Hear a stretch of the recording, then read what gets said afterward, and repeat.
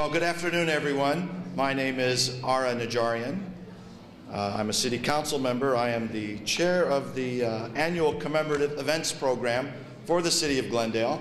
I am so happy to see so many concerned art lovers and supporters of man's inhumanity to man and our annual commemorative events here today.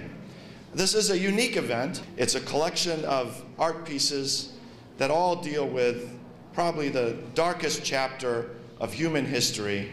I'd like to say it's a chapter that is closed, but unfortunately I think we all have to agree that it is not closed. It's a chapter that's continuing to be written, and it's only through recognizing and reading pages out of the chapter of that dark history that it's our hope that mankind will realize what tragedies we can bestow on mankind, man's inhumanity to man. I'm very happy that this exhibition exists because it's not about the Armenian genocide, it's not about the Holocaust, it's not about Darfur, it's not about Cambodia, it's about all of them. They are all equally inhumane, and they're all atrocities. And really it's through exhibitions like this where all of you can come and see what's happening and how artists and how people feel about these kinds of events. This is a work of about 2 months of very hard work of all the committee members, and they were introduced to you, and I'm so glad, I'm so honored to be able to chair this group of incredibly hardworking, talented, and qualified individuals who made this happen. Just a little bit of background about how the exhibition, how the works were selected. We sent out a call for artists, and they had about a couple of weeks to respond. We received over 80 artists, about 400 works of art to choose from. What you see here are 44 artists, about 70, 75 works of art. Now, one of the tasks of an art historian is we look at the art, we look at the themes that emerge from it, we think about the story that's told from the works of art. So I don't come to it with a prescription, I don't look for things, I let the art tell me things. I try to engage it as actively as I can, and I have to step back and come back to it several times. And the most exciting part actually is when I see you interact with it, which is such a big goal of the exhibition here, is to see how you will respond, what you will say, what you will think. And to do that, we've given you a wall down the hall, the bulletin board, where we ask you to share your thoughts with us, because that will have a life longer than just today when other visitors come to the show. And so what happened with this, we've titled it Man's Inhumanity to Man, Journey Out of Darkness. And what we saw emerging when I was looking at the works is the first component, which I've titled Faces of Inhumanity. You see the various atrocities, the forms of inhumanity, the faces that have been impacted, the various moments of these inhumane acts. On the other side, we transition to the scars of inhumanity. And this is where you see the aftershock, the after effects of what has happened on this side. How have they dealt with this? Not just the victims of the atrocities, but the witnesses, the generations to come, the children of the children have certainly been impacted. So here you'll see survivors telling their stories. You'll see prayer as a mechanism to transcend that grief. You'll see fragmentation all over with identities and bodies. And then the third component. And this component is a little small, but I think it's very powerful and it's very mighty. And we've titled it Humanity's Triumph. So even though Councilman Najarian said that the chapter is not closed, I want to challenge all of us to try to close that chapter. We can do that, not our children. We can leave a new chapter for our children. And that's what we want to end the gallery with, is humanity's triumph, the peace, the hope, the survival. You'll see music composed, words rewritten, stories told, and even forgiveness. You'll even find forgiveness there, which I think is another important component to all of this.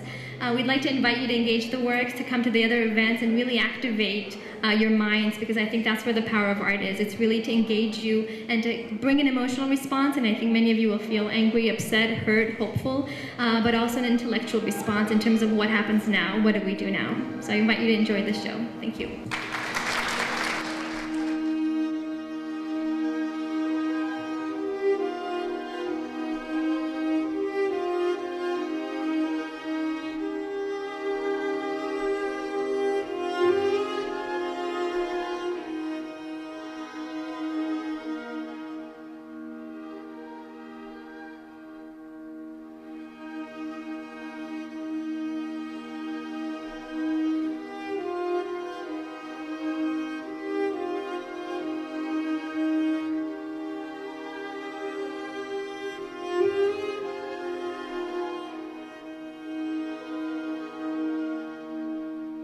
This is a painting called 1947. It was done in 2002 as part of a body of work that really involves imagery from that post-war period when Jewish refugees from World War II, people who had survived the Holocaust, were trying to make their way to Palestine. And of course the British were running a blockade. About 90 ships tried to run that blockade. Only about 4 got through. This is the most famous of the ships. It's the Exodus. And it's a story of considerable courage and hope and some despair. Not everybody in this struggle survives. Some people are killed. There's a forced evacuation of the ship. And this image is that incident, but it's also a kind of a memory image, and one that I hope invites the viewer to imagine this kind of incident that keeps repeating through history.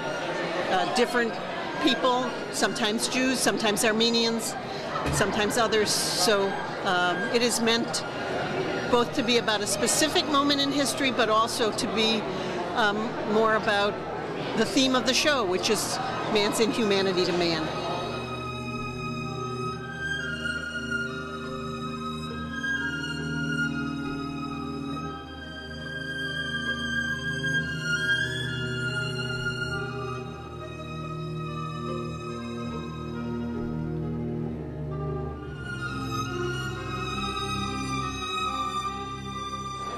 Myself and my friend Levon Paryan have done this piece about the aftermath, really, of the Armenian genocide.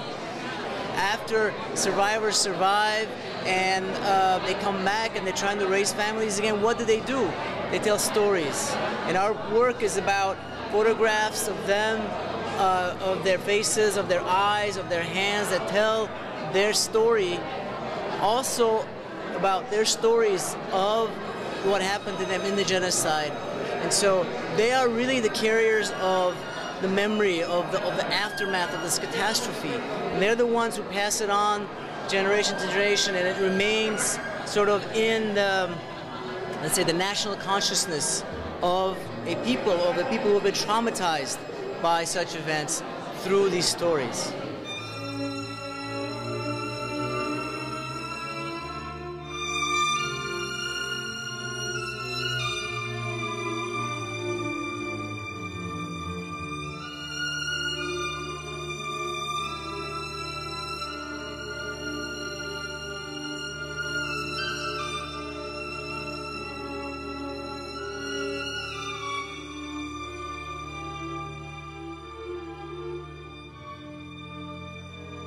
I'm very fortunate. I received an invitation from the City of Glendale to participate in this wonderful, wonderful show for my sculptures, The Witnesses of War, which I created during the first Gulf War. And I just feel so honored that my sculptures are very meaningful to the purpose of this show, which is about man's inhumanity to man. And I just feel that in having created these during a time of struggle and the struggle for peace, that my pieces are representing such a struggle that it's most fitting to be here with all of the other art from Glendale and all the surrounding communities. So I really appreciate what the City of Glendale has done to invite me to be a part of this show.